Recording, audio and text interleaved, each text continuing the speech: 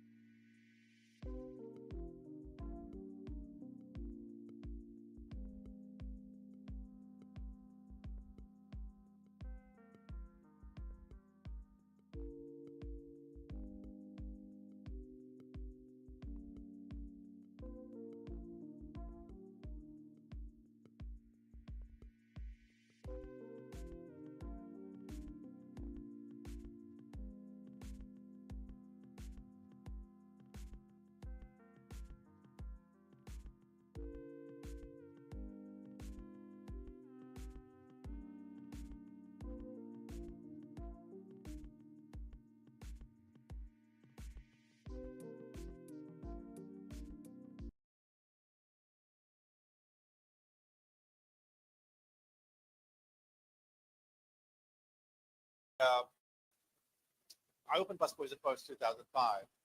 In I had a couple of restaurants before that. One was called Mimi's and one was called Luna Grill. Both of those restaurants were located in Pond Circle. And I remember the day when 9/11 happened. I happened to be on my way to work at the restaurants. And I remember watching and seeing all the places were closing down really fast. Like, I know there was a Starbucks that had just opened. They put a sign up, closed immediately. So I think the attacks happened around 9:30, and places were pretty much closed by 10 o'clock in the morning. I went to Cafe Luna, to Luna Grill, which was in DuPont Circle, one of my locations, and we were still open. And our staff, I asked our staff, I said, what do you think we should do?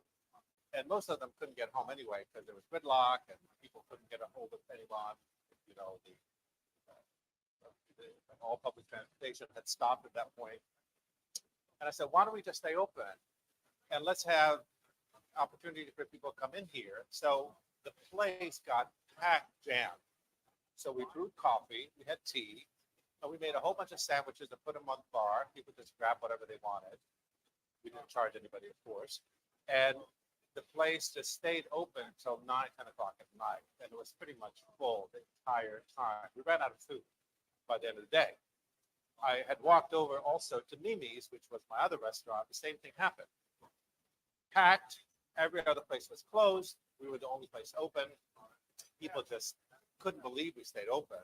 They ran in, they sat down because, excuse me, they wanted people to talk to. In times of crisis, I believe it's important for people to connect with one another. It's one thing to sit in front of the television and constantly hear the horrible news that we are all watching, which is really depressing on every side, on every which way. But to be here in a room where you are face to face with other humans is really it lifts you up a little bit. I think it's people get depressed when they're alone. So we don't want you to be alone. There are people watching, hopefully online. We had a lot of interest in this. We also had a lot of hate. I'll be very frank with you. We had a lot of people tell us that, what the hell are we doing? And why are we doing this at this time? And my answer is always like, not now, when?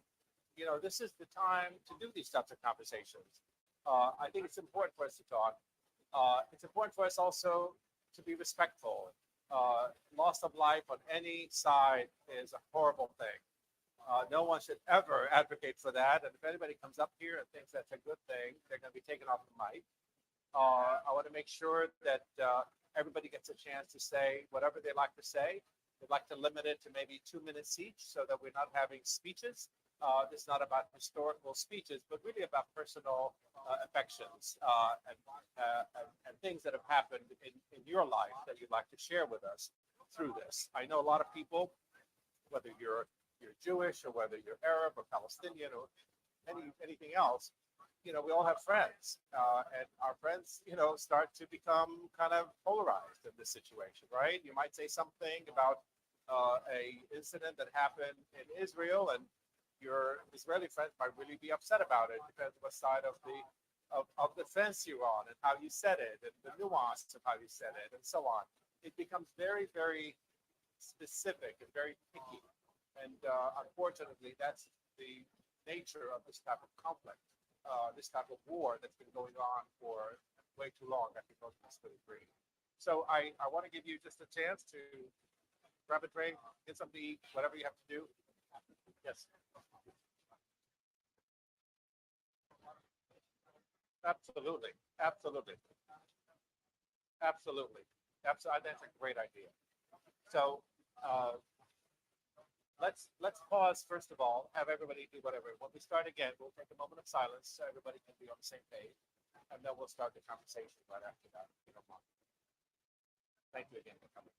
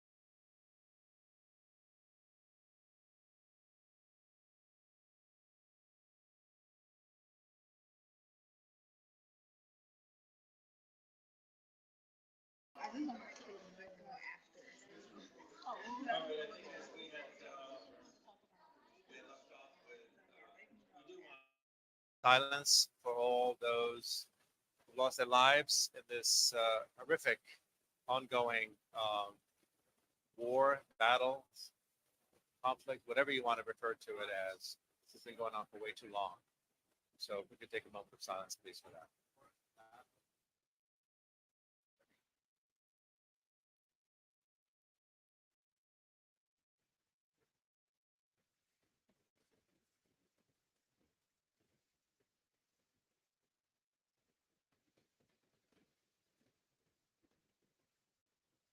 Thank you. Um, so this is an open mic, as I mentioned before. And as I mentioned to you earlier, for those of you that were not here earlier, is this is really an opportunity for people to express their feelings, their emotions about what's happening. Uh, please be respectful. There's a lot of carnage on both sides. We want to be, really mindful to kind of when we say things, they could be inflammatory and upsetting to people. And I know that we had said that, please be respectful, and we will ask you to stop if you are veering way off line here. So I'm going to be the moderator, which is not an enviable position to be in, I assure you. But we want to be able to keep it on track, say what you have to say. Please don't do long speeches because we want to be able to give as many people an opportunity to say something. How many in the room? I know we had a sign up sheet here for people that want to say something. How many of you here feel like you want to come up to the mic? You can raise your hand, please. We've got 1, 2, 3, 4, 5. We have 5 people that would like, maybe 5 or 6 people that want to come up to the mic. And I don't know if you want to make it interactive. Maybe we can have an opportunity for people to come up to the mic first, and then afterwards we can have an interactive opportunity for those that want to be there. If you do not want to be online, which I want to be respectful of that, people don't want to be seen, we'll turn it off. Is that possible for us to do that on and off? Okay. So if you don't want to be, because this is being broadcast on our Facebook, on our other media, our social media. So we want to be able to share this. We want to share it with as many people as possible. When we put this out, we got a lot of engagement. I think a lot of people want to be part of this, but people are afraid. People are afraid to say the wrong thing. They're afraid to, their emotions may get out of line. They're afraid of what other people might think of them. They're afraid of losing friends. They're afraid of so many things. And I think fear, to me, is a way for us to divide ourselves. And I don't swim in that world. I like to be. I like to think that that fear divides and fear isolates, and I don't want to be in there. I want to make sure that we are constantly in an open dialogue, because without that, we have nothing. So I want to make sure that we continue with that frame of thinking. So I am going to step aside and ask whoever maybe they want. Maybe we can start from here, if you don't mind. Well, I mean, it doesn't have to be. It doesn't have to be a hierarchical. Yep. I mean, many people know who Medea Benjamin is. She is, of course, the founder of CODEPINK. Has been at the forefront of every peace organization. I know that anytime that there's a conflict happening in the world, you find Medea in the middle, trying to make it a better place, trying to resolve some things, trying to help people out, help us all understand the conflict a little bit better. So we really appreciate all the work that Medea has done. I love her dearly. She's a very close friend. And we also have Miko Peled. And Miko, of course, has written a book called The General's Son.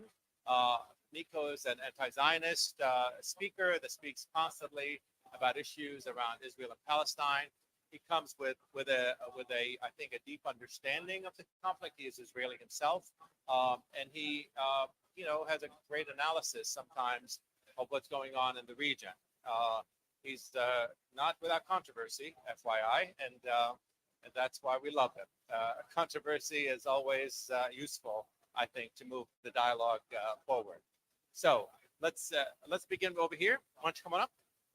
and then we'll go around, and then we'll get Medea, and then we'll go back and back and back. Okay. Thank you so much. Yeah, thank you so much, Andy. Thank you, Busboys. I got the word about this evening from Medea, and I'm so grateful because my heart is aching. I'm just sad. I'm outraged. It's time for the apartheid violence that's been going on for a long time, physical, economic, cultural, psychological. It's time for it to stop. And that's really what I want to say. I'm Brishat Busan. I'm a part of the social justice community here in DC, and I have a lot of concerns about national and international issues. And these solidarity matters are very important to us right here.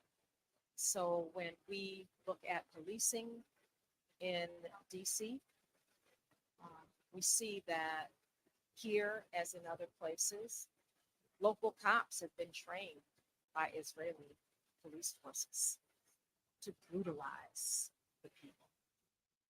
That's just a part of what's been going on for a long time. As a former journalist, I started out my career in journalism covering Capitol Hill. And the very fact of a Palestinian American journalist being assassinated by Israeli police, and there's not even an investigation, not even a real statement that there's something wrong here, much less consequences, is horrifying. And so when that kind of thing snowballs, and we have the attack by Hamas, and we have a response even way out of proportion to a terrible attack, we just have to stop. We just have to stop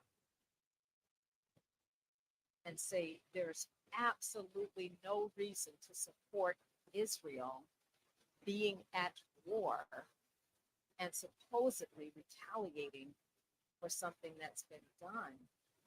But they created it. They created this. And so I just want to say that it's time for it to stop. And I hope that we can all stand in solidarity. Thank you.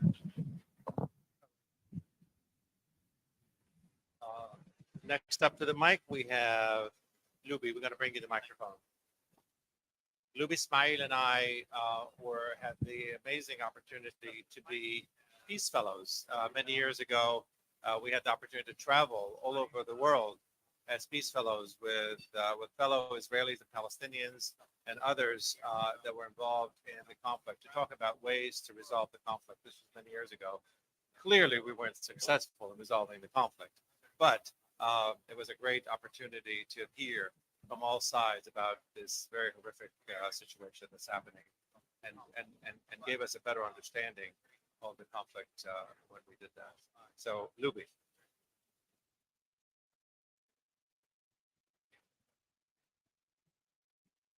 Shukran.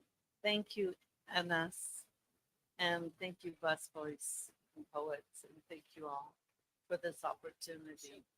It's been, of course, extremely painful for all of us as an Arab American and really as an Egyptian American who is here in this country due to the wars between Egypt, Palestine, Israel. It is, in my opinion, what Anas and I witnessed in Palestine and Israel is suffering and pain is all the same. But when we went into the West Bank and we saw to Gaza that we couldn't even enter, it was devastating to see the contrast in the life. And yet, what we were able to learn, and I'm going to be honest, I had my own stereotypes about Israelis, but it was through Seeds of Peace that I was able to see the diversity, the human face of compassion. So I say to us today, tonight, it's too easy for us to be polarized and too easy for us to think those Israelis or those people. But we in America are being tested. Let us continue to be the bridge, and also let us also be the testimony for what is right and yes, what is just for all. And the media is biased, no question. And therefore, stretch your minds or turn off the radio, turn off the TV, and be in places and spaces that you can see and hear from the diverse voices and the diverse people amongst your neighbors. Thank you.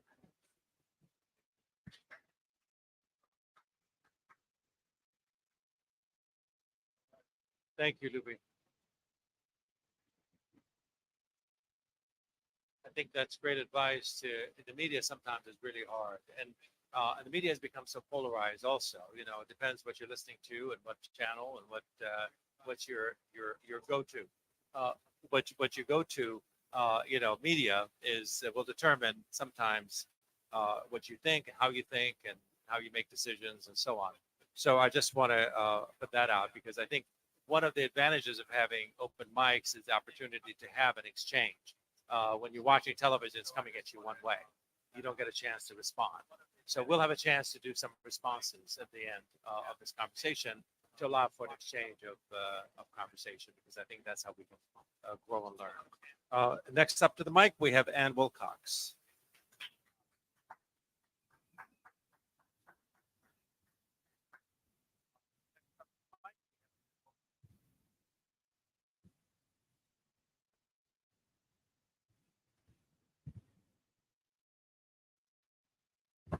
Thank you. If you can you hear me? Okay. Okay, very good. Well, there's a lot of good speakers here, so I'm looking forward to hearing from many others in the room. But my name is Ann Wilcox, and I just wanted to recount that I went to the region in May for the first time with a group from Pilgrims of Ibelin, and Ibelin schools are up in the Galilee region in the north. They're Christian schools. And they're in Israel, but they're under a lot of pressure. The curriculum is being Judaized, and the schools are, funding is being cut and so forth. So we that was the main focus. We also spent 5 days in Bethlehem visiting various NGOs like the Al Rawad Arts Center, which is in the Ida refugee camp. We visited Mazen Kunzia, who's a biodiversity scholar at the University of Bethlehem, or Bethlehem University, and some other organizations. But you really have to go there and see it for yourself. See the militarized wall looming over Bethlehem, see the Banksy art, the graffiti on the wall, and then just make your way to Rachel's tomb, which is also completely surrounded by the wall. So it's really a powerful experience. Another example, we went to the Tent of Nations, which a lot of folks have heard about. This is a family farm that's trying to maintain their farm. And the Bedouin community we visited had a very heartrending story that I want to recount. They'd been given some travel trailers, which would be for them, better living conditions in the Bedouin community. The Europeans gave them these travel trailers. The Israeli government seized their trailers, said, no, you don't have a permit for these trailers. They impounded them for 6 months and said, oh, well, we have these trailers. So they put them on the hill above the Bedouin community in an outpost, a military outpost, created from their own property that had been seized from them. And they have to now look at their trailers every day, on the hill. So that's the kind of sort of mental cruelty, really, that people are dealing with there. So that, to me, was an incredibly powerful story. We also visited the major sites in Jerusalem. But I also was supposed to go back next month on an olive harvest tour. I think that's probably going to be canceled, where people go and express solidarity with the olive farmers and work alongside them. Just for security reasons, I think international visitors might be a burden on our hosts at this point, but hopefully I'll get to do that at some point. But again, I just urge everyone to go and see for yourselves. Thank you.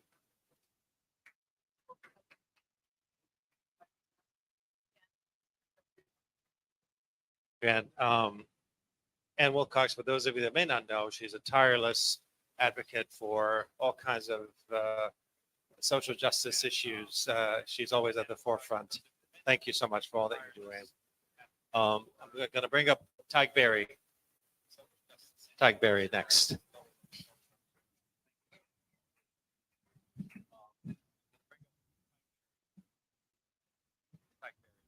Wilcox works for me. Okay, she's got me out of many a jam. I'll just tell you, I have a very intimate relationship with Gaza. And so I might tear up because I have some dear friends there right now. Just tortured. But I remember 2008, Obama was elected to hope and change. And by 2009, Israel had killed nearly 1,000 men, women, and children in Gaza. While before Barack Obama could get inaugurated. That's the first time. And I went with two women, Medea Benjamin and Ann Wright, and they took me into the Sinai in freezing cold just after the bombardment for the first time in 2009. And somehow we got into Gaza. And it was in the dark of night. But I'm in Rafah, Egypt, and I see a woman pushing a baby carriage and a guy selling oranges. And I was scared. And I called my mom and I said, I'm going into Gaza. Went there, the doors opened up. I saw another woman pushing a baby carriage, a guy selling oranges. This is who we're bombing. And it's us that's killing us. It's really wrong. The next time I go into Gaza, we bring in playground equipment. And we meet Hamas for the first time, and we're going, oh my God. And Barack Obama happened to be in Cairo. And he was talking about everybody getting it together. And Hamas was talking with Ann Wright and Medea Benjamin and Norman Finkelstein. And I actually talked to one of the guys, and he said, I said, what about this story that you guys don't recognize? He goes, all I need to do is step out my back door and look to the east and see the tanks rolling back and forth and hearing the drones overhead. I mean, this is what these people live. And that was way back then. The torture and the surveillance is only worse today. It only gets worse, and these things are bound to explode. I was sitting in a cafe after like maybe my third or fourth time, and the taxi driver that was so kind to me, I took him to lunch. I said, if you could have anything, what would you want? And I'm like sitting there going, peace or something like this. He goes, I'd love to take you to the airport. I'd love to take you to Jerusalem. I'd love to take you to Ben Gurion. I just love to drive around. I'm a taxi driver. And I got 8 kilometers by 40 kilometers. Oh, anyway, drive around a taxi driver. There are women there that have babies. And they're being bombed tonight. And we have to just go, that's horrible. We're talking about F-16s. There's no defense. No defense. You just hope. I remember the next time we went there, we brought these baskets for the women. And there was a young girl, and she was helping me stuff the baskets we were going to take all around Gaza. This is after the third time, I think, that people were bombed. Mosques on the ground, schools gone.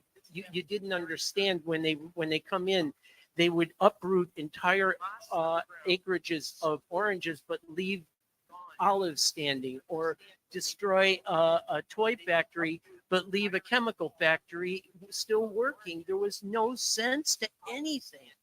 And I remember going, I got to say, I love Gaza because it reminds me of my hometown, Santa Monica. It's this ocean and the dunes and the flora and the fauna. It's very reminiscent, and I love it there. And it's gorgeous. And then you go farther east, the farms are just never ending. It just seems like, and you're going, wow, this is a really great place. And then you think about, I took a group of tourists out to the east, and the Hamas guy stopped at the top of the road and said, I can't go any further because if I do, I'm dead. They'll just shoot me. So we went down, and this farmer showed us a well that they had for 70, 80 years. Who knows? A long, long time. When they came in, they filled it with cement. And I turned to the man. I said, man, you must really hate them. And he goes, no, it's really smart. They're saving their water. I mean, they know what's going on. It's horrible. It's no wonder things like this happen. But we are the cause. We are the ones. So you can't turn away anymore. And God forbid the United States gets involved in this. We need to ask, I want to remember. I want to remind people. I went to Gaza one other time after one of these things, and they wouldn't let us in. We were spending like days and days. And I saw this big, giant fenced-in area in Rafah, Egypt. And I said, what's that? And they said, it's the Quartet of Nations. It's Russia, United States, EU, and the UN. Today, they could stop this conflict right now. The guy gave a speech about peace, 3 paragraphs long when the UN opened on September 18th. I just looked it up. It's like the worst fluff. You just don't even want to read it. These guys, there's people, they have a military. It's supposed to be a military. So they have guys running around on track, and they're all buff, and they go party in Tel Aviv on the weekends because they can come and go. The other people can't come and go. So anyway, if we think there's nobody that can stop them except the United States, well, the United States is hurt us. But the quartet could do it. And all it is people saying we need EU leadership. We need leadership from the UN and I guess Russia, because they're the only ones on the right side of this. They're saying, I don't know what they're saying as a quartet, because the quartet almost doesn't exist. It doesn't do anything. But they are part of it, and they could all get together and stop the carnage right now by saying, you're breaking the violation of an agreement you made in the UN that you signed with Israel, and you have to stop that. So there is a deal. Thank you, Tuck Berry. I've heard a lot of things, but comparing Gaza to Santa Monica is a first, but but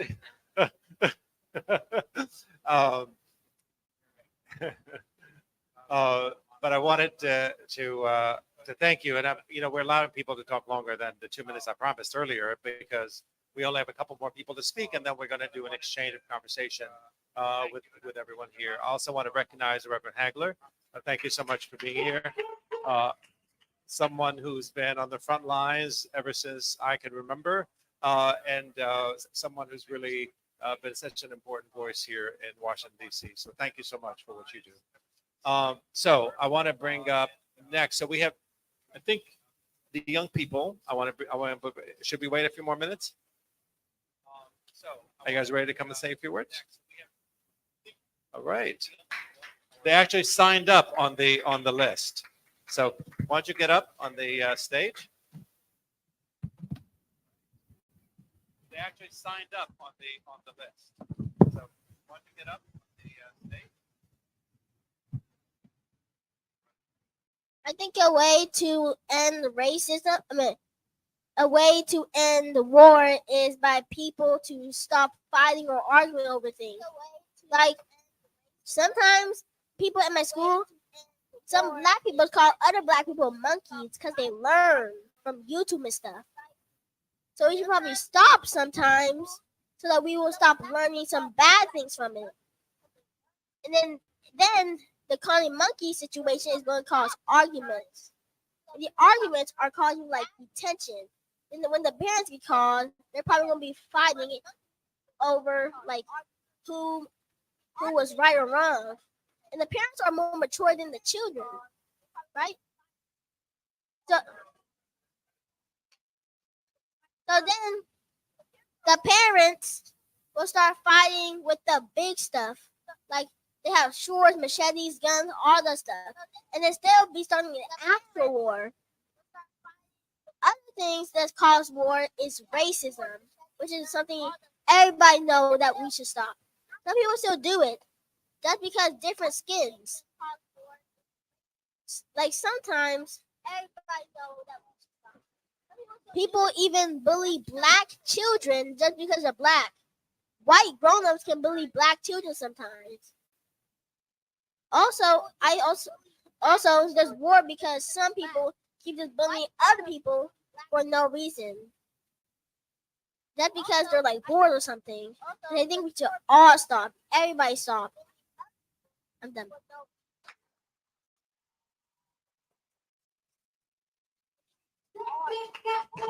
Wait, I need you to come back here. Come back here, young man.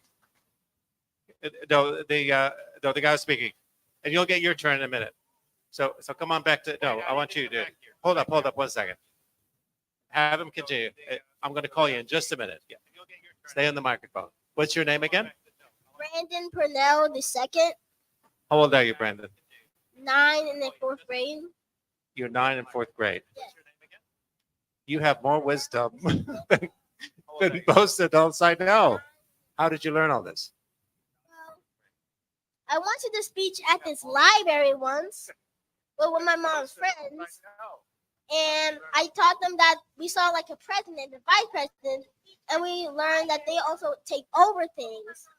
And since it might be fun all for them, but also they're taking over like black people and stuff. So they're also causing wars with all the violence and stuff. Who funds the wars? Where does the money come from for wars? Fund me that. Where does the money come from? Oh, the president and capitalists.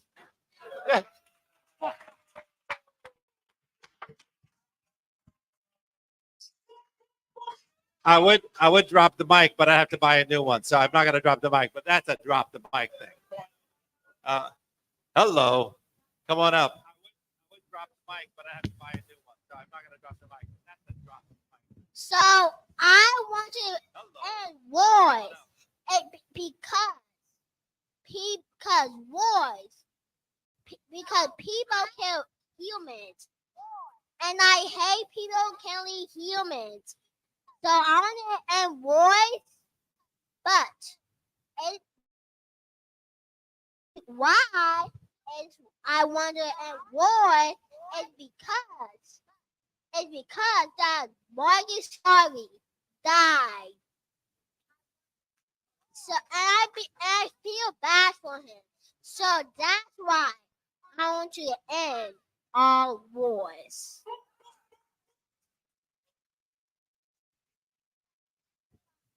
What's your name? Garvey Purnell II? Are you named after Marcus Garvey? Yes. Of course. Do you know who Marcus Garvey is? Wait. Do you mean my weight and how old I am? Yes. I'm almost 7 and I'm in 1st grade. All right. Is that mom and dad over there? Yes, they're right there. They're But the amazing. only sibling I have is a brother, which is right there. All right. Thank you. Thank you very much. Okay, I feel sorry for the next person who's up on the mic because this is going to be, this is epic. To me, this was worth coming to tonight. Don't you agree? Don't you agree? All right. So I'm going to bring up no other than, don't you agree? Is it Black Man in Therapy? Angry Black Man. Angry Black Man in Therapy, Mr. Kimon Freeman. Come on up to the mic.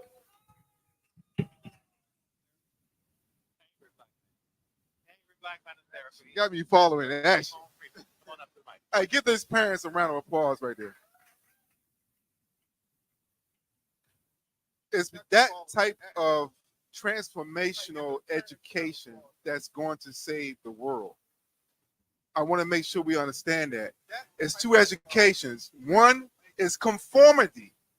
Get a good job, buy a nice house, take care, or a transformational one that's going to be disruptive and actually change things. Okay? We want to talk about critical race theory and all this craziness they talking about in the education. Malcolm X said, only a fool will allow their enemies to educate their children.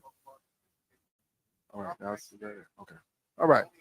My name's Kamon Freeman, Angry Black Man in Therapy. Get up for Busboys and Poets for convening this and having this thing here. I still wish I could have been there when this Iraqi walked into a bank and tried to get a loan for this type of establishment. I want to open a restaurant that sells healthy food and supports activism and chant down Babylon.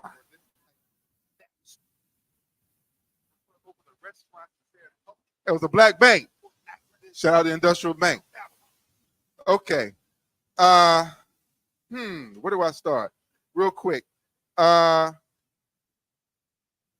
1963, Governor George Wallace said the infamous words, segregation today, segregation tomorrow, segregation forever. Okay. In 2014, Hakeem Jeffries, the would-be minority Speaker of the House of the vacant seat, said, Israel today, Israel tomorrow, Israel forever. I just want to put that out. Those are facts. You can look those up. I came to be a bearer of good news. This is unusual for me. I'm in a different space. Because I know some of you people are feeling down and da. But I hate to tell you, but Palestinians been dying by the multitudes every day. So for real, we shouldn't feel any worse today than we did any other day, because the fact of the matter is, history has taught us that this is eerily similar to the fall of apartheid in South Africa. Right before the fall of South Africa's apartheid system, of which Israel has their own unique version of apartheid system. Everybody say apartheid Israel. None of y'all can get a grant. None of y'all can get a grant. But the Soweto uprising resulted in like 1,000 children being shot. I know I'm not the oldest person in here. Over 1,000 people, children, were shot, gunned down in the Soweto uprising. And that led to more outrage and a greater uprising that eventually led to the fall of apartheid in South Africa. But it didn't happen without what? Boycott, divestment, and sanctions. So we should be invigorated to lift our heads up, because some of us have been somehow chanted down by the forces that fund some of these things, that we shouldn't be behind BDS, that we shouldn't be questioning the apartheid system in Israel, that we shouldn't have a voice in the say about the fact that Israel has the greatest amount of funding of any foreign nation in America. It has more funding than in Latin America and Sub-Saharan Africa combined. I think we should be encouraged. This is a renewed call to support boycott, divestment, and sanction. Everybody say boycott, divestment, sanction. Because the only peaceful solution we have to stop the carnage and the violence on both sides is to end the occupation. If we're not talking about ending the occupation, I will remind you that Martin Luther King, the man of Prince of Peace, that they love to hold up and quote on him, even though they even sandblasted and censored the words on his own freaking monument, he said that peace is not the absence of violence. It's the presence of justice. And the only justice is to end the occupation, stop and dismantle Israeli apartheid. And we all need to question, as Ty said, it's on us. It is your money, your taxpayer money, that is funding this. I think I'm the only person in this room that did not vote for Barack Obama. Anybody else did not vote for Barack Obama? Anybody else? You did, just me and you. Just me and you. 2, 3, 2.5, 3. Do I have 3? I got 2. I got 3. Do I have 3? Do I have 4? I got 3. Do I have 4? 3, 3, 3, 3, 3, 3, 3. That's 3. And why do I make that point? Because Barack Obama actually has killed more people in his drone program than Hamas has. I'm going to say it again. Barack Obama killed more people and civilians and children than Hamas. I don't want disrespectful. Those are facts. There's a fact. Look it up. Google is your friend. Google is your friend. I didn't say I'm for Hamas. I didn't say I'm for civilians' death. I did not say I'm for war. I am just telling you the ugly truth that your vote supported somebody that the 6 corporations, 1, 2, 3, 4, 5, 6, control all of what you see here and read in American media. That's why you're hearing the same thing over and over. Also, Google is your friend. Google Sinclair repetition, and you will see hundreds of stations saying the same thing, finishing each other's sentences. If you change the station in American media 5 times, you're back to the same channel. 6 corporations control everything you see here and read. We have some uncomfortable conversations to have. We have some uncomfortable things to do, but that is where change happens, because comfort is the poison. We do not have the luxury to remain comfortable while other people are dying to preserve that comfort. So until you want to do something about it, this will continue. And I urge you, each and every one of you, to do something outside your comfort zone. And I leave you with this: boycott, sanction, BDS, do something. Thank you so much. Now, there's a difference between being respectful and allowing people to say their opinion. This is his opinion. I didn't get the sense of disrespect. I got a sense of someone's opinion. So I just want to put that out there. Having said that, I miss Obama, but that's beside the point. That's sometimes you got to take what you got. Anyway, I want to bring up to the mic. Reverend Hagler, would you be able to say a few words? Would you like to? We'd love to have you come up here.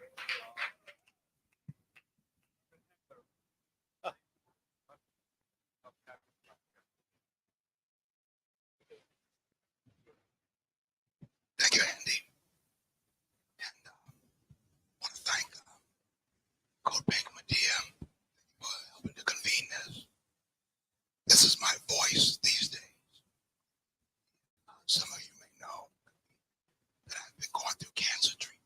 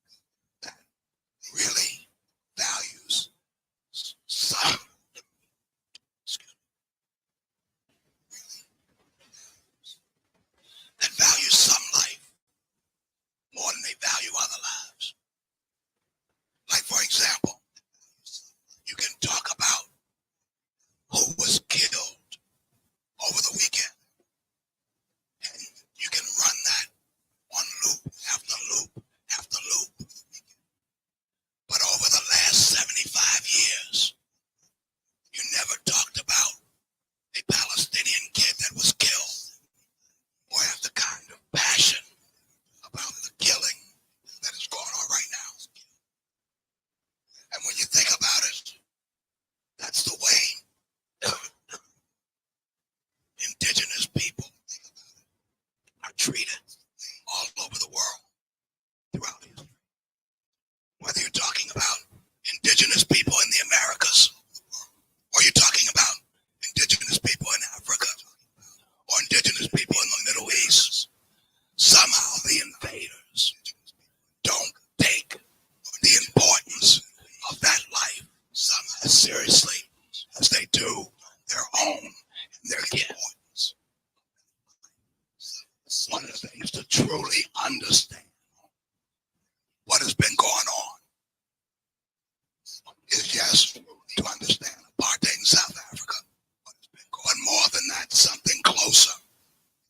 To understand racism and segregation worked right here at home and still is working.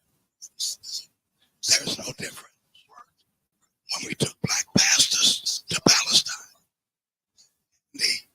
they were on the ground less than 3 hours, pastors, before I all of a sudden had a theological crisis with those clergy who thought that they were going to the Holy Land crisis and got off and said, I'm back. In Alabama in 1960, I'm back. In Texas in 1957, they saw what was going on. They realized that their battle was a battle against racism and white supremacy in the United States, in Palestine, and around the world. We need to continue to stand up. The media is trying to shame you into silence. Don't be ashamed. Justice is justice, and right is right, and white supremacy is wrong, and it'll always be wrong, whether it is in Jerusalem or right here in Washington, D.C. God bless you. Thank you, Reverend Heigler. So there's been obviously a lot of carnage that has taken place on both sides, and I'm really heartbroken about reading about it and seeing the horrific images that have come before us. Like many of you, I stopped watching the television because it's just too horrifying to watch. So I appreciate all of you sticking around and hearing each other. I think it's difficult sometimes to be listening to some of the conversations and some of the comments that oftentimes will or may come out. But I think I urge you to be patient and open your mind and your eyes and your ears and listen. And then hopefully we'll have a chance to have some conversation. So I've got Medea and I've got Miko. Who wants to go first? So they both pointed at each other. They're so polite. Medea Benjamin.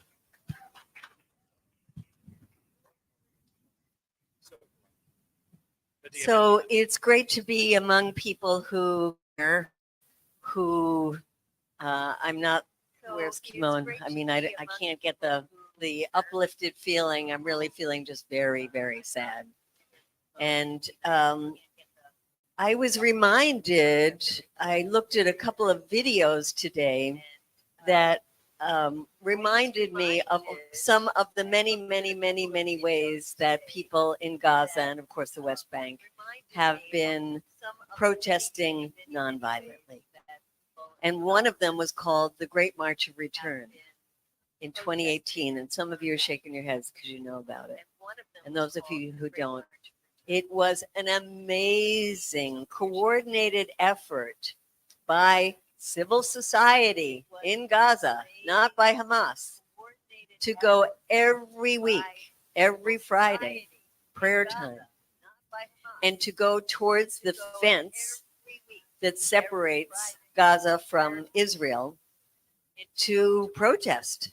Now, most of the people living in Gaza are refugees. Their towns are in what is now Israel.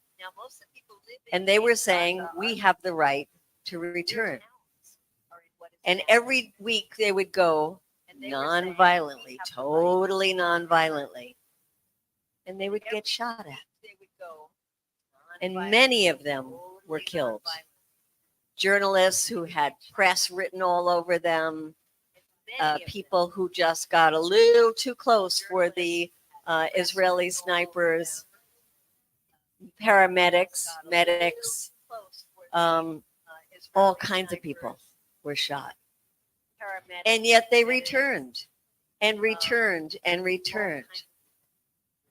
And so during that time, some of us in Code Pink, and I actually see a lot of faces here that I don't know, which is great, but it's a peace organization. And we often go through Congress to try to get our Congress to do something good. And in this case, we were going up to the members of Congress and saying, have you seen what's going on in Gaza? Have you heard about the Great March of Return? Have you seen how nonviolent protests are being gunned down? And I looked at some of those videos today just to refresh my mind. And it was just so painful to watch as they would run away from us, as they would say, no, I don't know anything about that. Or they'd say, I'll look into that and get back to you without knowing who we were or have any way to get back to us, just to push us away. And even some of the liberal Democrats, like we ran into Karen Bass, who you might know now as the mayor of Los Angeles, a progressive Black woman, known for being progressive on foreign policy. And there's this video of me going up to her and saying, Karen, have you watched this? Have you seen this? Can't you just do something, speak out, say that nonviolent protesters in Gaza should not be shot? And she just looked at me and went, like, come on, Medea, I want to keep my job. And if I say something like that, she didn't say, but this was all in the expression on her face. If I do something like that, I will be targeted by AIPAC. And if you haven't heard of AIPAC, AIPAC is the largest foreign policy grouping in this country. It's right down the road. And they are so well funded and so well organized that if anybody who's running for Congress puts their name in to run, AIPAC will immediately visit them, right, Miko? Right there. And if you make it into Congress, they will tell you you must go on an AIPAC funded, but pretending it's separate because it's not legal for AIPAC to take them, trip to Israel to show that you are going to follow the AIPAC line. And those who have crossed that line either have been primaried out, have been kicked out of Congress.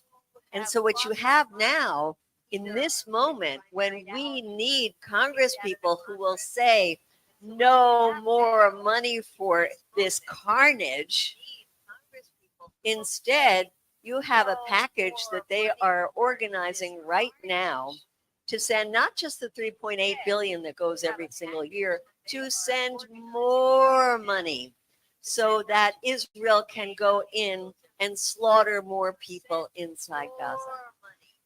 And the only thing we're able to do is getting a couple of people so far in Congress to say ceasefire, de-escalate.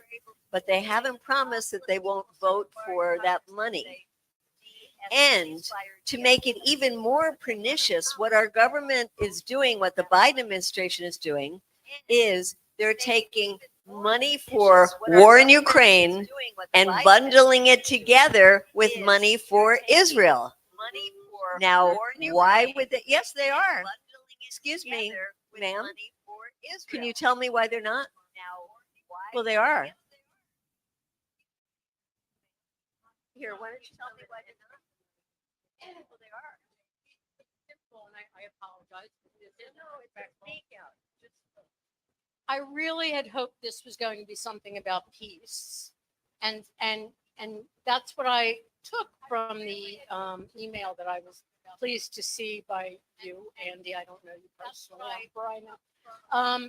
But something about peace. I mean, I agree with what you're saying, but something about maybe the innocence of the people. I too went to Israel and saw wonderful Palestinians working together of making soap and olive oil. I saw horrible things too. But I thought maybe we could talk something about the fact of kidnappings or things that we did see.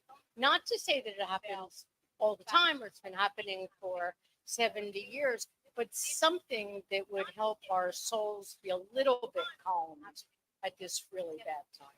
So I think that I actually had read the opposite. I am a former journalist too, about the aid that was going to be separate. I didn't want to come and say, well, where did Hamas get the money? Or, boy, we're funding.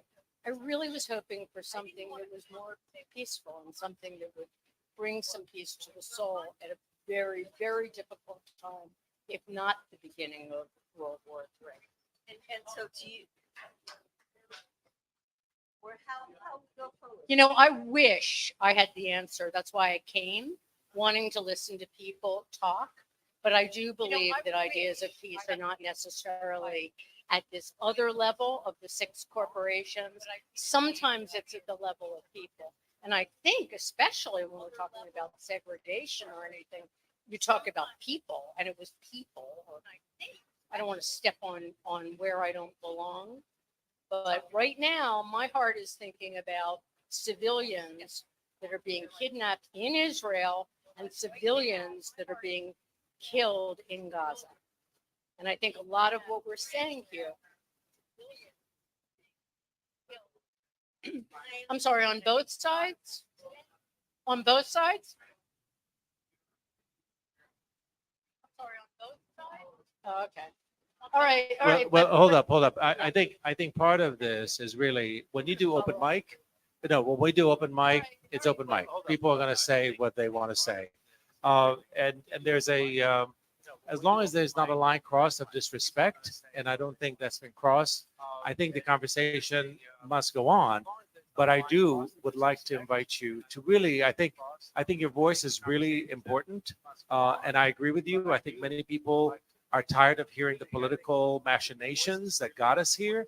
I want to be able to move forward with something a little bit more uplifting, more positive. I wholly agree with you. So I would like us to give opportunities for those that want to be able to call out certain things that have happened or certain things that are happening, and allow for others like yourself to come out here and share with us a more, kind of humanistic approach to what's happening, because I think we all need that. We need to have the information, whether it's coming from Medea or someone else, but we also need to have the uplift, to touch our hearts, our spirits, and so on, because it is depressing. I too don't want to walk away from here feeling more depressed than I came in. I want to walk away from here feeling a little more positive, more uplifted.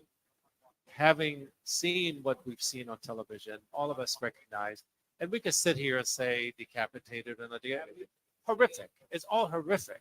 People getting kidnapped and killed and slaughtered and mutilated. All this is none of it is anything to be proud of as human beings.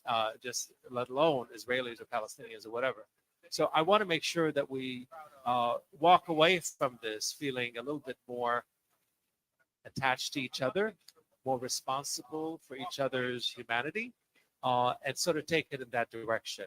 So please continue, Medea. I'm going to bring up Miko as well, but I want to be able to bring out the voices that you bring up that I think are really important. Marjan or others, I think can speak to that. My wife does meditation work, and she says, I said, I'm so angry. She says, you need to meditate. And yes, what does meditating do to the people in Gaza? It does nothing to them. But what does it do to our spirit as human beings? I know I can't do anything about it right here, sitting here, other than calling the White House, calling my Congress people, whom I don't have, so I just call random people, and be able to just make my voice heard, because that's what makes me feel good. But I want to be able to walk away here feeling better than when I walked in. I'm with you 100%. So I just wanted to finish up on that thought, because I think that where I'm going is to say we have to stop dealing with all these crises through more weapons. Whether we're talking about Israel, we're talking about Ukraine, whether, I'm just heartbroken by all the weapons and thinking, what kind of society are we? Where have we gotten to? And where are we going, which really frightens me? So, in that spirit, I think the American people don't want to see a militarized foreign policy. I think the American people want de escalation. And that's why I think we're not represented in Congress. Because I do think that Congress is really beholden to lobby groups, and those lobby groups include the weapons industry. And let's be open and honest about that. It's not a functional Congress. Yeah. It's that, right. Except that they're the ones that control our money. And so I do think it's important for us at this time to be saying de escalate. Don't send more weapons. And in that vein, we're going to pass around a sign up sheet if anyone of you want to be involved with us, because we do give people ideas of what they can do, ways to push for de escalation, ways to push for peaceful solutions to these issues. And it's important that we stay in touch with each other, that we build greater community with each other, and that we recognize that the only power that can counter the big lobbyists that actually make money from chaos and war and suffering is through people power. And that's us. Thank you. Thank you so much. And if you have any doubts about who's benefiting from all of this, just look at the stock market yesterday. Thank you so much. Northrop Grumman stock went up by 30 points. 30 points in one day. So it's obvious that people that are benefiting from this are the warmongers that are creating more havoc. And so war has never solved any problem, and it continues to wreak havoc. So come on up, Miko, say a few words.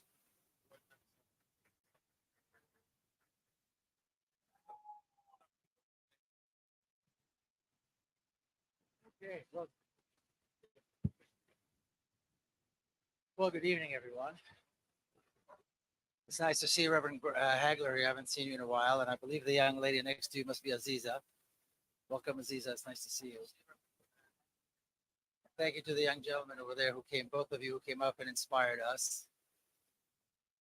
And I'm going to tell you, I'm going to, I personally, those of you that know me know that I stand not in solidarity with Palestinians, but I see myself as a participant in the Palestinian struggle. But I'm going to step away from that for just a moment, and just tell you a little bit about the experience that I've had over the last since October the 7th. And I heard about what was going on. I sent an article to Mondoweiss the night before, and at 6 o'clock in the morning, I already had an email from them saying, "We like the article, but can you add something that it relates to what's going on?" And I didn't know what was going on yet. So of course I opened the news and I see what's going on, and I added, and from that moment on, I was tuned in to do what I do, which is see myself as part of the Palestinian struggle and support the Palestinian struggle in every way that I can, and I do. Now I have cousins in one of the kibbutzim, one of the settlements that was taken in Kibbutz Be'eri, and only this morning, my cousin and her husband were able to be evacuated from their home where they were hiding since the 7th, because the kibbutz is gone. And there's a kibbutz that I used to go to as a kid. In summers, we used to go there. It's a beautiful, there are a lot of Israeli settlements in the south. The Negev are beautiful. So anyway, and so I know the area well, and I know the people well. And I have family in Jerusalem, and the last few days, Qassam rockets were falling all over the place, and that's not new. But what is new is that Israelis now are at a place where the army collapsed. It's not functioning. The intelligence services collapsed. They're not functioning. Palestinian fighters from Gaza marched in, flew in, came in by boats, and they're still coming in because the fence, the part of the fence that they came through, was still open. So they're going back and forth, and they're bringing in reinforcement when they need to. And all this is going on, of course, as Israel is bombing the hell out of Gaza and, you know, and doing what we know it's doing there. It makes absolutely no sense. But people, like I was talking to my sister this morning, and I wasn't quite sure how to approach my family since I know what they're going through. And through a family WhatsApp chat, I could see from time to time a little, you know, a little arrow being shot my way about something I said or something I posted. Anyway, eventually I called my sister this morning for the first time, and just to hear, you know, what was happening. And the news that we get is I mean, we're not getting any news because there's really the really only source of information that even Israelis are using are the things that Hamas posts, the Palestinians in Gaza post. That's how they know who was taken prisoner, who was killed, who was at that dance festival in the desert, you know, all that kind of stuff. But nobody knows anything. You know, an entire military base, the base where the Gaza brigade, the Israeli army brigade that was supposed to protect these settlements from this, was taken immediately. And apparently the general in charge was taken prisoner. So this is new territory for everybody. And the police is not functioning, the army is not functioning, reservists are not functioning. People are buying guns and just locking themselves in their homes. Israelis are. And it's a very strange thing. I mean, I was supposed to go, I might still be going at the end of the month, but now it's not really clear. The airport's not functioning. It's not really clear if the bridges going in and out of Jordan are going to be functioning. It's a real collapse of the state of Israel that's taking place.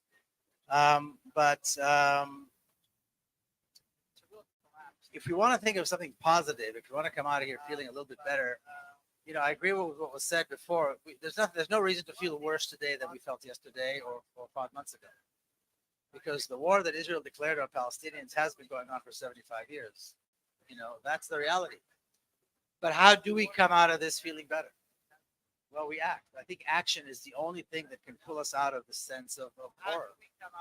Whether, you know, I mean, I have family members who are all over the country, Israelis, and they're having a very difficult time. And regardless of how I feel about the situation and my support for the Palestinian cause and the injustice that me and my people have been causing Palestinians, the reality is that the suffering is real and the fear is real and the children are terrified. And so we have to act. And I think, you know, what Medea was saying about action, that's how we come out of this sense of misery, this sense of pain and the sadness, I think, is action. And every day we take action, we come closer to that moment where suddenly a senator gets it, or a congressman gets it, or a staffer is now convinced enough to push the senator to take an extra step in the right direction. You know, because we vote for them. It's up to us if we want to see that change, and it's really up to us. And if we want to change the narrative, then we need to be clear about how we talk to our friends and our neighbors, and not be afraid to speak up. So that's my 2 cents worth. You know, my own personal situation. You know, and I have 2 young children who have aunts and uncles and a grandmother who are Israeli, and aunts and uncles and a grandmother who are Palestinian. And they're right smack in the middle of this thing. So there are a lot of good reasons to act. And there are a lot of good reasons to, you know, tomorrow morning, pick up the phone, send an email, write something, organize a book club, whatever it is that, you know, you feel comfortable doing. And then if we act, then I really, truly believe that you know, that heaven that we imagine sometimes with Israelis and Palestinians living together in a peaceful, you know, liberated, non-apartheid state is absolutely possible. We don't have to wait for the carnage. We don't have to wait for Gaza. We don't have to wait for the next time Palestinians decide to stand up and fight and kill Israelis. You know, we can start acting tomorrow morning. So anyway, thank you for that. Thank you you. for being here. Thank you, Miko. Yes. So let's open it up for some conversations, and you can ask questions to whomever you want, or why don't you come on up, please, if you don't mind.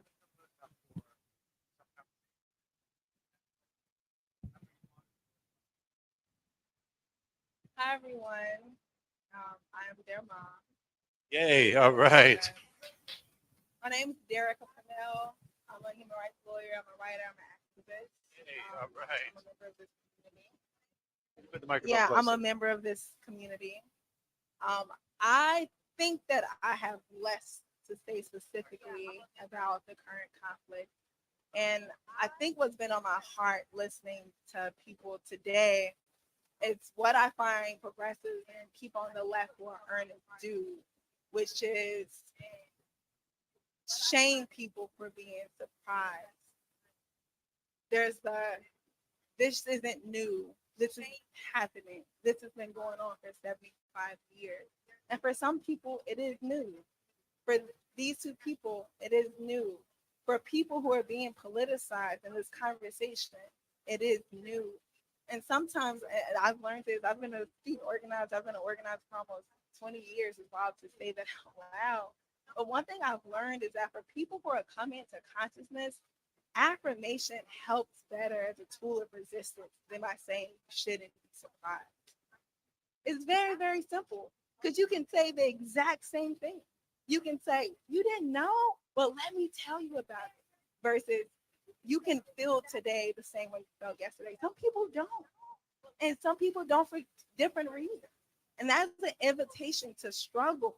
That's an opportunity to organize, to pull people into our movement, to get someone on a sign up sheet.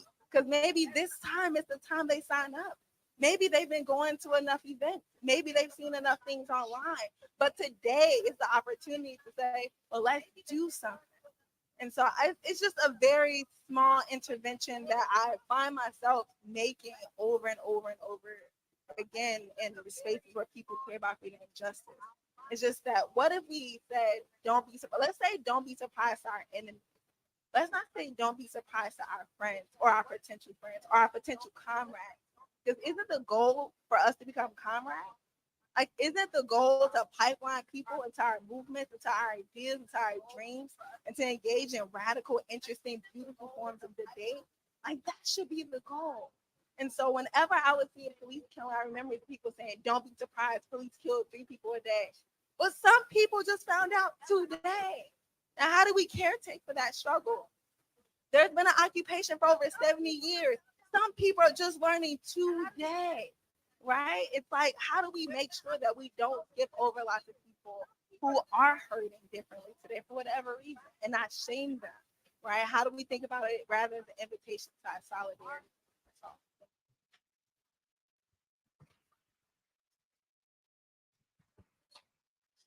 I think I love this woman. No wonder, they say the apple doesn't fall far from the tree, and you have a hell of a tree. So, anybody else would like to come up and say a few words? We've raised the bar, FYI. So come on up, please. Anybody else would like to come up and say a few words? That is not to shame anybody in saying whatever they want to say. I apologize for making anybody feel uncomfortable. That is not to shame anybody and say whatever they want to say. I apologize for making anybody feel uncomfortable. Okay, I have something to say to the Jews, but first, I wanted to second what Ms. Purnell said about being surprised, because I have often actually been told that same thing. And I remember always, although I can't remember where I actually read it, something that James Baldwin said. You know a lot of James Baldwin, and you can tell me where it is, about the same idea about being shocked. I mean, I am shocked. Allow me to be shocked. Allow me to be shocked this time and next time and all of these times. It continues to be shocking, and it always will, because it's just not something I ever want to get used to.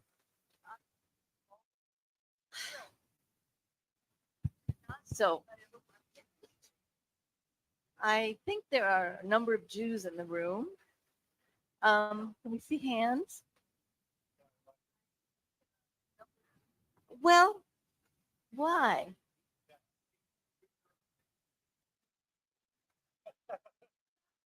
Because I think we should be proud.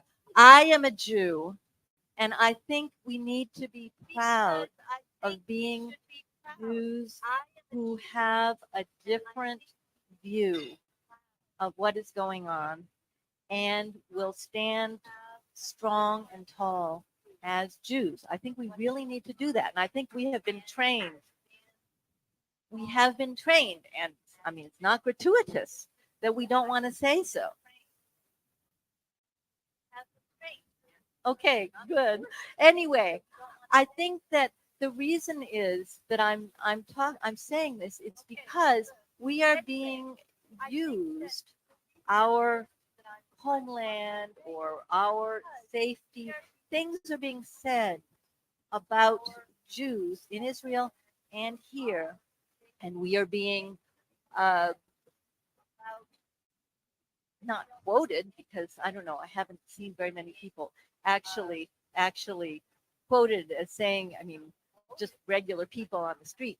But we get to say, I get to say that I don't want anybody to be treated the way my people have been treated throughout history.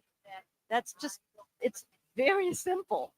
And I don't want anybody to, I don't want my people to do that.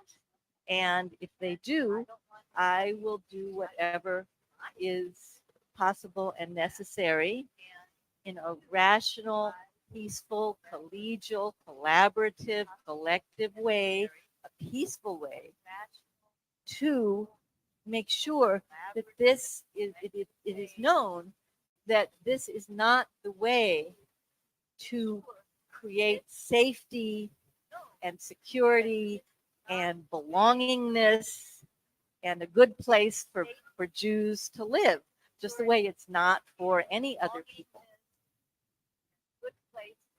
Thank you. I want to be able to hold something up for people to think about. In this very difficult time, as we all are experiencing right now, right at this moment, setting aside all the difficult times that have come before, I'm talking about now. How do we, as people who believe in peace, who believe in a better world, speak about this particular issue without alienating one side or the other? Because the minute you start talking about the carnage in Israel, you are accused of ignoring the Palestinian suffering and the horrific things that are happening right now as we are sitting here. When you speak about the carnage of the Palestinians, then you're ignoring the horrors that I think most of us have seen and read about it and heard about that happened during the last couple of days inside of Israel. So I would love to hear from people in this collective group. How are you dealing with this? Whether you're Jewish and you have to deal with Jewish friends, whether you're other who is accused of being anti-Semitic or other things because you happen to say a certain thing that says, Palestinians are human. Anytime somebody, like, for instance, right now there are 3 front runners that are running in Congress in California. I think it was Barbara Lee and Katie Porter were the 2 that mentioned in their statement, because everyone had to have a statement, mentioned in their statement that we have to also, think about Palestinian lives. And they're being hammered just by saying that, even though they said all the other stuff that needed to be said about what happened to the Israeli lives. So how do you deal with that? I mean, that's really been my struggle, honestly, is how do you balance the conversation without appearing to be lopsided? The minute we said we're having an open mic about Israel and Gaza, we got a lot of hate. A lot of hate. Just by saying we are having an open mic about Israel and Gaza. Because for a lot of people, speaking is not the thing to do right now. This is not the time to talk. This is time for action. And what does action mean? Destruction, burn, hurt, revenge, all of those things that I think, takes away from our humanity to one another. So I would love to hear how other people, and I'm sorry, you just said somebody? Sure, absolutely. Come on up. And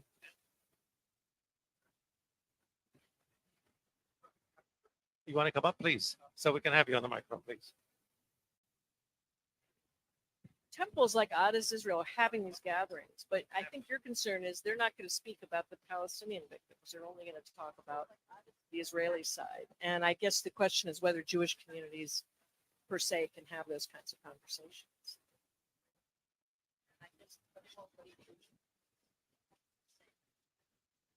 Yeah, Jewish Voice for Peace. That's true. Yeah, yeah. Right. But I'm not saying you have to go to Adas Israel to have your view heard. You should.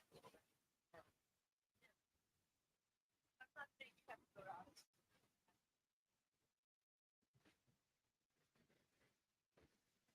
Thank you, everyone. All the way up. Yeah.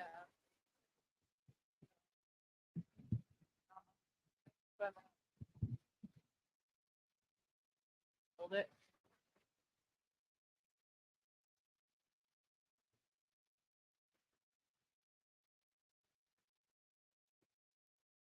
I don't do this often.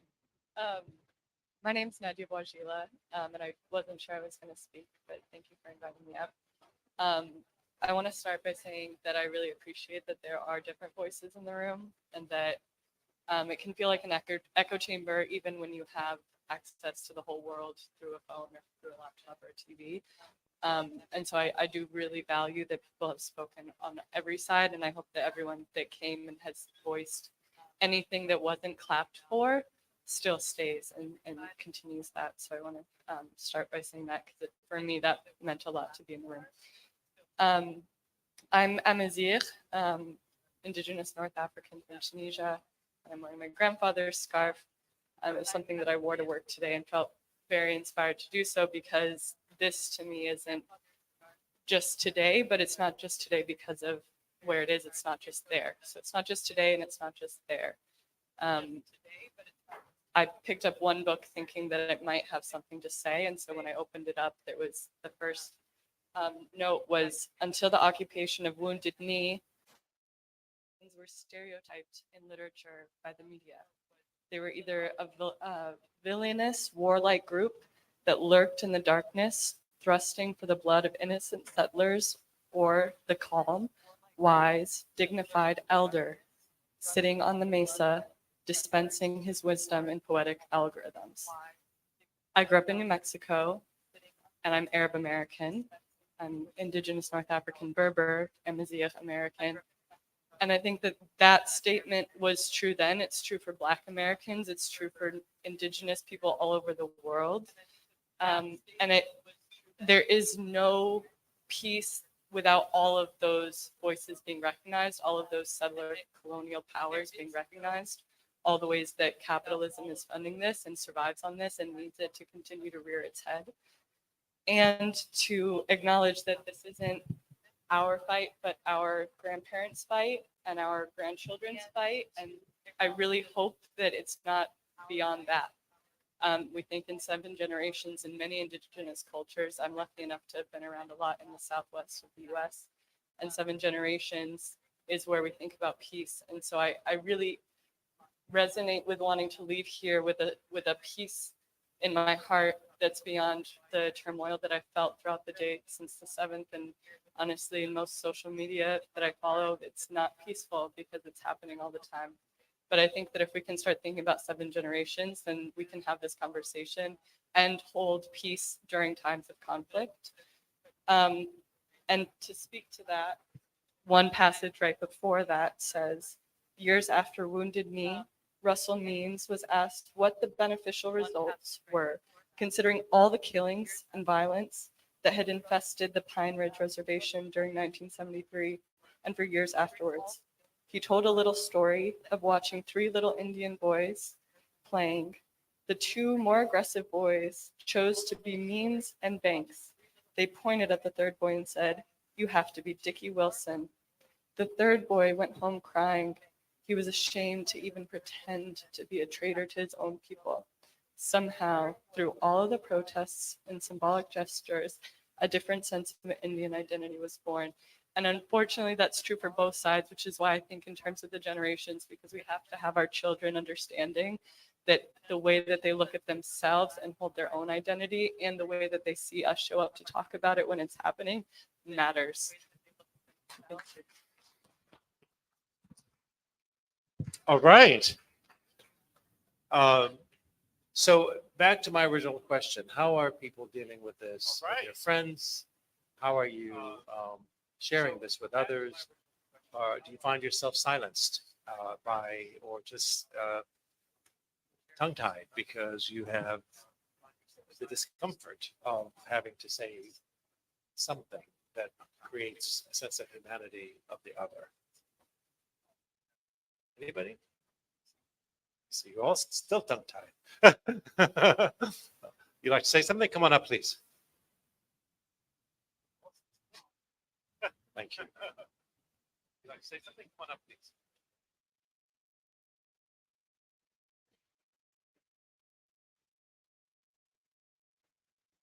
Welcome.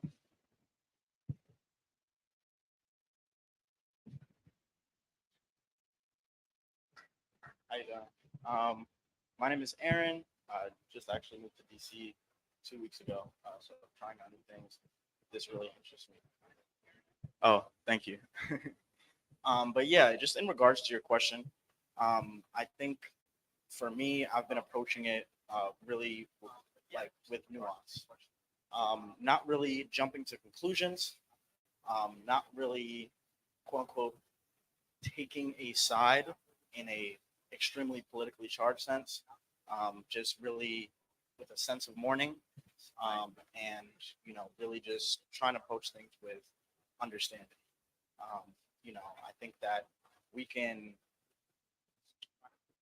look at this issue that we have today and recognize with what a lot of people have recognized in this room, and say that Israel is an apartheid state.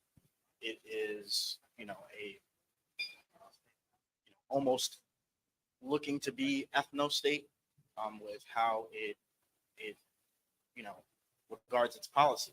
And then we can also go on the other side and say Hamas is a terrorist organization.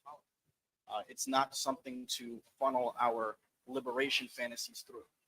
It's genuinely a horrible organization. It doesn't represent Palestinian liberation in the way that I think we all want. Because I'm certainly in favor of Palestinian liberation. I'm certainly in favor of decolonialization. But I think we definitely need to approach it with a sense of nuance and not get our emotions tied up with a sense of glee for the violence that's going on in any time. That's the way I've been approaching it. Anyone else? Come on up, Reverend Hagler. I think Grandin had his hand up earlier. Maybe you can come up again. I don't know. You had your hands up earlier, but I think Grandin had his hand up earlier. Grandin and then Reverend Hagler right after.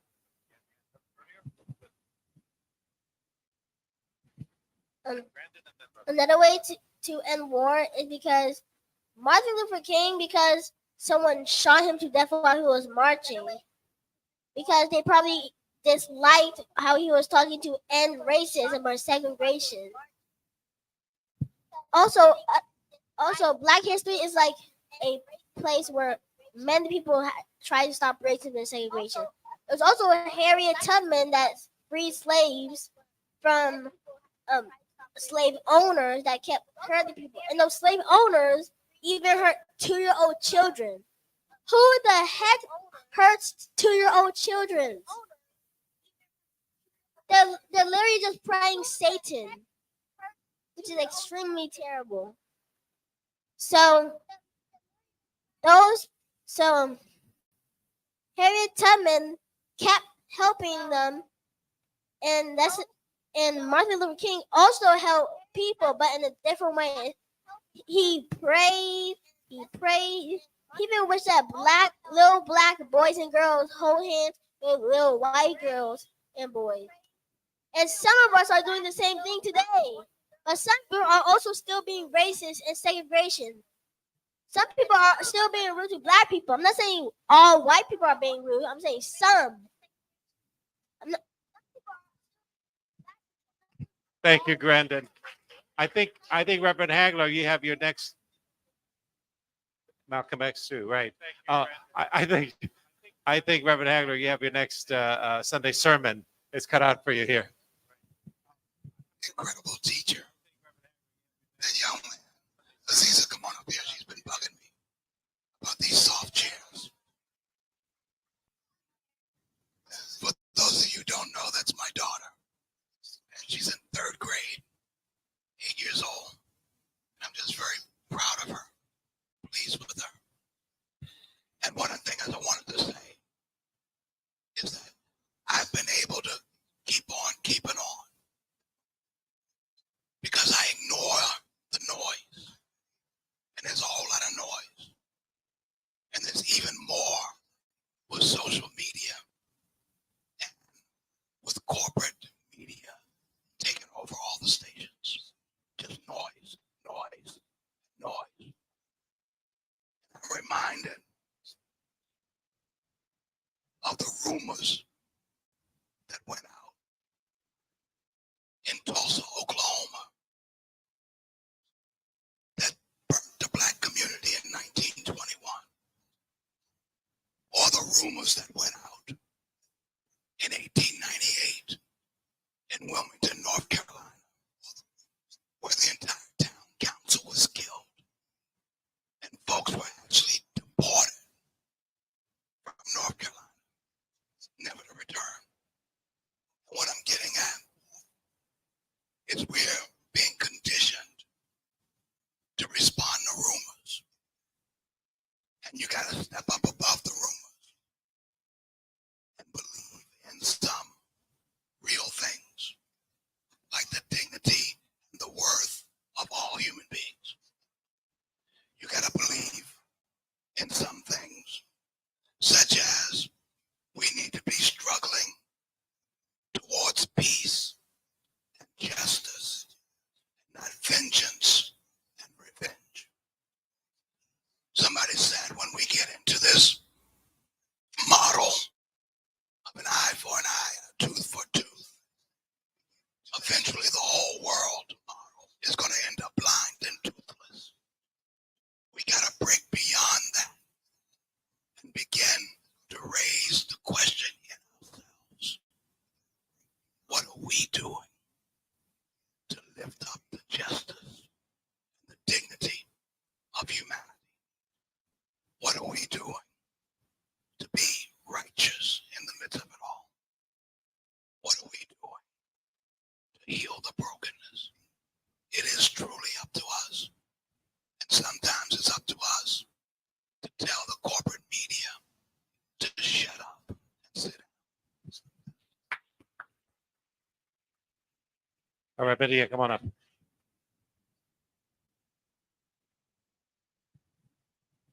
I wanted to address the the young man back there who just came to Washington not long ago, because you said something about Hamas is a terrorist organization that doesn't represent the aspirations of liberation for the people of Palestine. And I just want to dissect that for a minute, because we've had a lot of interactions with Hamas over the years. And there is a lot of division within Hamas.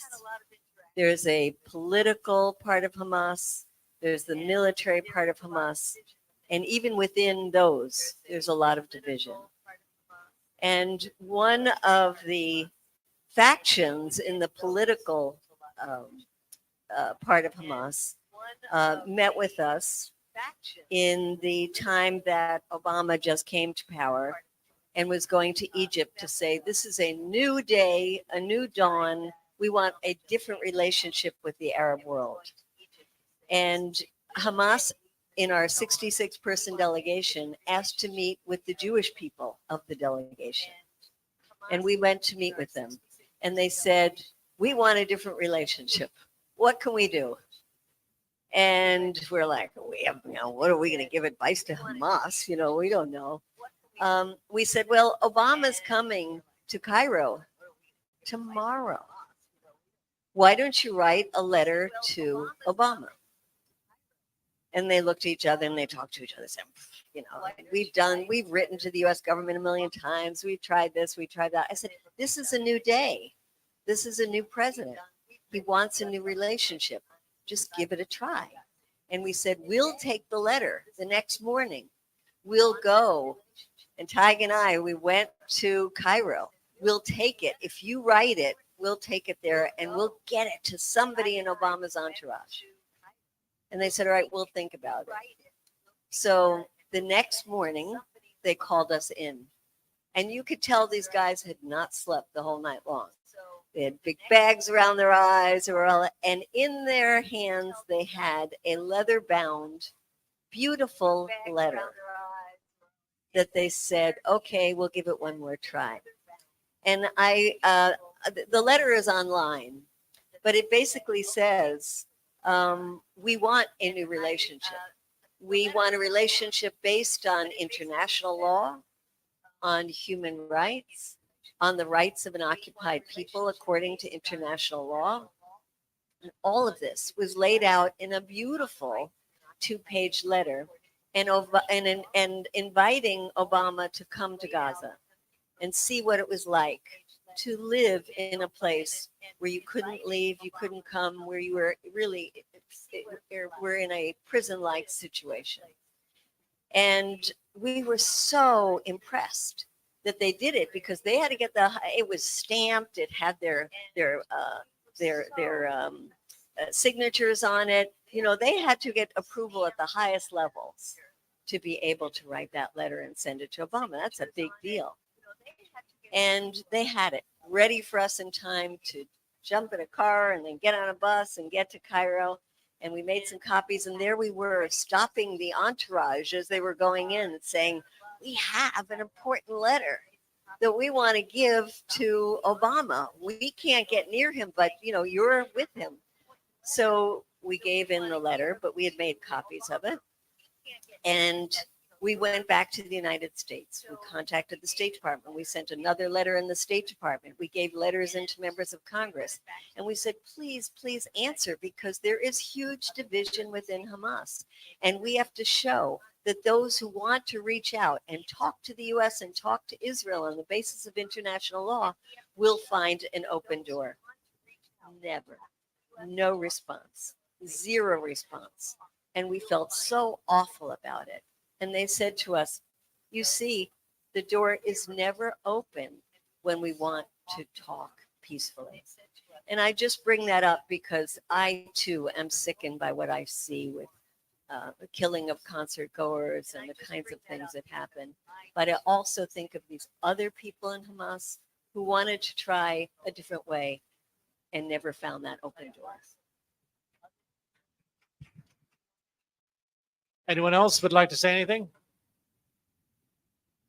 Well, it's always difficult to have these conversations, I know. And if you are leaving a little bit uncomfortable, that's a good thing. Because that's what really is going to make a difference for all of us to be just a little bit uncomfortable. That's how we can move this dialogue forward.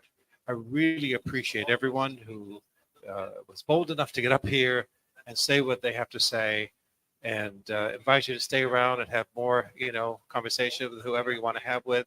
And thank you so much, and we'll hope to see you again. Take care.